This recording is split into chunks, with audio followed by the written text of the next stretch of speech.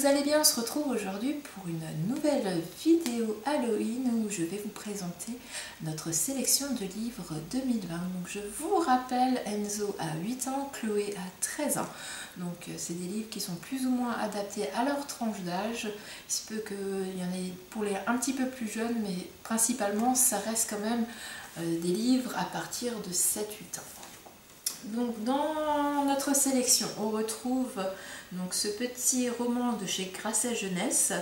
Donc il est pour les pré-ados, c'est l'esprit, le fantôme et la vache. Donc Pierre-Henri doit se préparer pour la fête d'anniversaire de son arrière-grand-père, qui est un célèbre inventeur du coton-tige, mais entre son bol qui bouge tout seul et son costume qui s'envole pour se rouler dans la boue, et ben la journée promet. Donc du coup celui-ci nous ne l'avons pas encore lu, c'est que des livres principalement que je ne connais pas.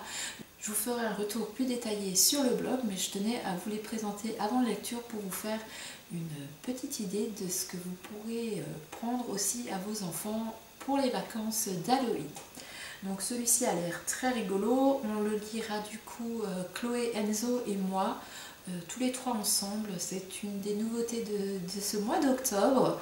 On a décidé qu'on lirait 2 chapitres par soir ensemble, 2 petits romans comme ça, ce qui permet à mes enfants 10 voilà, de pouvoir lire plus de romans et sans trop se fatiguer malgré la charge scolaire.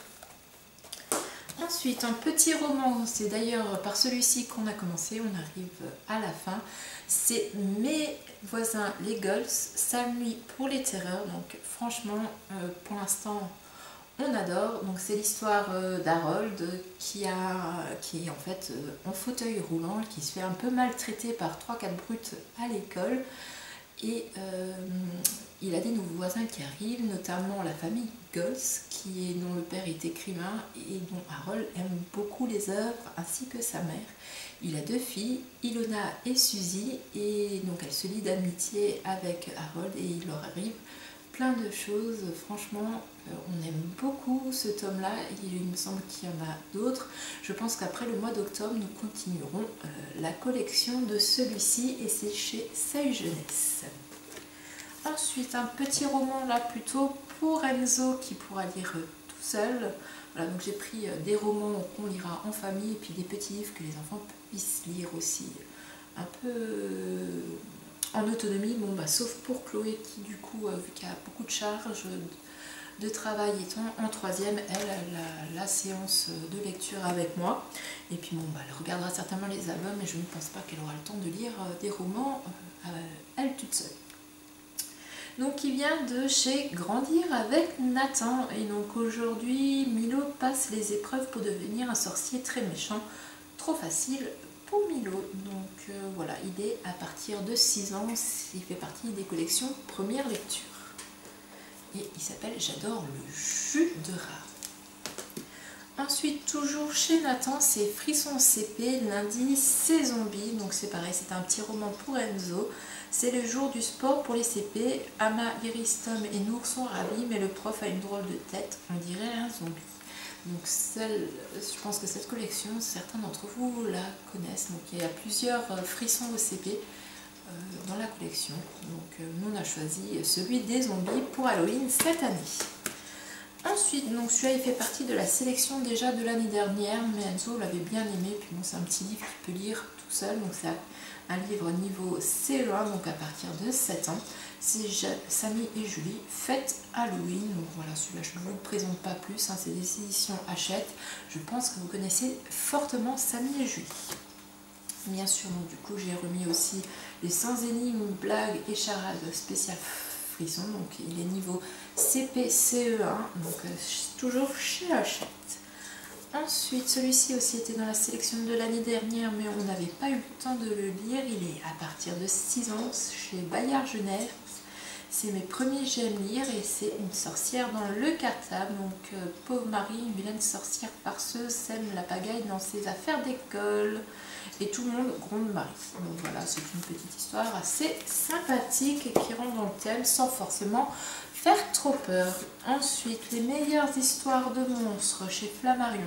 Donc ça c'est un C'est un roman avec 5 petites histoires, on en avait lu 3, il nous en reste 2 à lire, donc on les finira cette année. Donc voilà, Enzo avait bien aimé les 3 premières, donc on finira cette année. Ensuite, celui-ci aussi fait partie de la sélection de l'année dernière, on l'avait fini et Enzo aime bien, mais je tenais à vous le représenter aussi. C'est avec les alphas, donc je trouve que pour ceux qui apprennent à lire avec la méthode alpha, ça peut être un bon support pour lire en autonomie.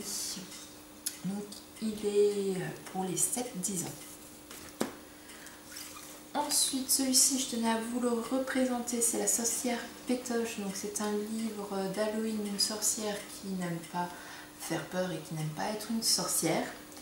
Et surtout, voilà, celui-ci est fait pour les enfants 10. La calligraphie est adaptée aux enfants 10. Donc si comme moi vous avez des enfants 10, pensez à ce petit livre. Vous le trouverez assez facilement sur Amazon au prix de 4,95 €. Ensuite, bon bah voilà, Splat, qu'Enzo aime bien au début de saison avant Halloween.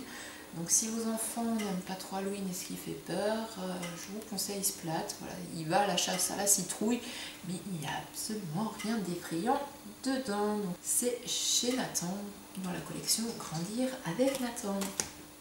Ensuite, un petit roman qui est pour nos moments du soir. Donc ce sera le prochain qu'on attaquera parce que c'est le deuxième plus épais que nous avons sélectionné.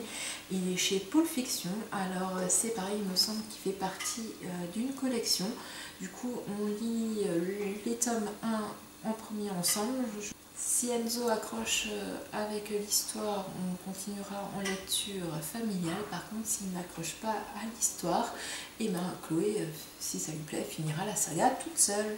Et puis bon, bah, je les relirai certainement derrière parce que bah, c'est le cas de la famille Gold, j'ai beaucoup aimé et celui-ci, vu le résumé, me plaît aussi pas mal.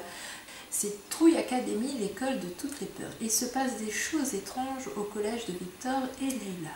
Des voix dans les murs, des créatures terrifiantes qui rôdent dans les couloirs une fois la nuit tombée. Et ce n'est pas tout. Un garçon que personne ne connaît est apparu sur leur photo de classe.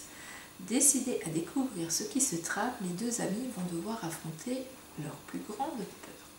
Donc voilà, je trouve que c'est marrant, c'est une histoire qui se passe au collège. On n'a pas seulement un héros féminin ou masculin, c'est un duo, donc je trouve que tous les enfants peuvent s'identifier à un des deux personnages. Donc c'est sympa et franchement la couverture me fait très envie. Donc c'est chez Pulp Fiction et en plus c'est un petit prix, il est à 9,95 €. Ensuite chez Grâce à Jeunesse, j'ai pris ceci, La sorcière et le commissaire. Donc il y a un petit CD avec et donc une sorcière transforme qui elle veut en ce qu'elle veut. Ce n'est pas pour plaire au commissaire. Alors il la met en prison, mais c'est beaucoup trop ennuyeux. Un quartier sans sorcière. Heureusement, Monsieur Pierre a décidé de tout faire pour la libérer. Donc voilà, donc il y a de la musique avec apparemment, il y a plusieurs choses. Et donc c'est extrait des contes de la folie Mérico, donc je ne connaissais pas du tout. Donc c'est le CD, vous avez l'histoire racontée et l'enfant peut suivre en autonomie l'histoire. Donc je pense que celui-ci par contre, voilà, vous voyez, il y a le petit logo TJ, donc je pense qu'il peut être adapté aussi aux plus jeunes. Ensuite, pour dessiner un petit peu, j'ai trouvé ce livre-là, c'est Dessiner tous les affreux, c'est facile. C'est une méthode de Ed Humberley et c'est chez Albin Michel Jeunesse. Donc du coup, les enfants vont tester. Ils avaient testé l'année dernière un autre livre comme ça pour apprendre à dessiner. Celui-ci a l'air un petit peu plus... pour les un petit peu plus grands. Donc du coup, on verra ce que ça donne. Je vous montrerai le résultat sur Insta. Ensuite, chez Nathan, ce petit album... Les surprises d'Halloween, viens t'amuser avec Léon et Fantine à fêter Halloween dans la forêt. Donc c'est un livre où il faut soulever les volets de chaque page pour découvrir un fantôme, une grenouille, une surprise. Donc ça c'est pareil. C'est un petit livre qui est adapté aussi aux plus jeunes. Mais voilà, je le trouvais mignon. Là, on ne le connaissait pas. Donc je vais le présenter à Enzo et je verrai bien ce qu'il en pense. Ensuite, Jack et la citrouille, conte d'Halloween. C'est chez si je ne me trompe pas, Seuil Jeunesse. Donc voilà, je ne le connais pas, donc je ferai le retour. Je ne peux même pas vous dire de quoi parle l'histoire. Il n'y a pas de quatrième de couverture. Ensuite, ce livre-là, c'est Mon père chasseur de monstres. Donc c'est une édition qui est faite pour les enfants 10. La maison d'édition, c'est Danger Public, qui fait partie de La Martinière Group. Donc c'est un livre à partir de 7 ans. Il fait partie de la collection Mots à l'endroit. Donc Néon habite avec son père une maison aux fenêtres sans volet. Le soir, Néon a peur d'aller dormir. Il y a des monstres dans sa chambre. Mais comment dire ça à son père quand on s'appelle Peur de rire? Pourtant, Néon le lui dit et son père promet de tout faire pour chasser les monstres. Donc du coup, qui dit livre spécial 10, dit texte avec des caractères plus gros et des interlignes plus grands. Un texte relu par les orthophonistes pour supprimer les mots qui peuvent poser problème, donc les mots qui se ressemblent un petit peu trop. Et un papier mat qui évite au texte de briller. Donc voilà, je vous ferai un petit retour aussi dessus. Et je trouve que les monstres et Halloween, ça va bien ensemble. Ensuite, un petit livre d'activité, donc monstres en origami, et c'est chez Casterman. Donc c'est un petit livre pour pouvoir faire des monstres en origami. Ensuite, voilà, une petite histoire de chez Seuil Jeunesse, c'est Mon ami le zombie.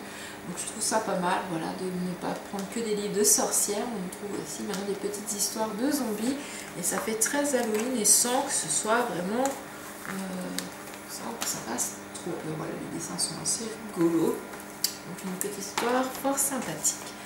Ensuite, ben voilà, ça c'est pareil, c'est un petit livre qui peut aller pour les plus petits. Donc c'est Mamie Poule raconte et c'est le loup qui aimait trop les bonbons.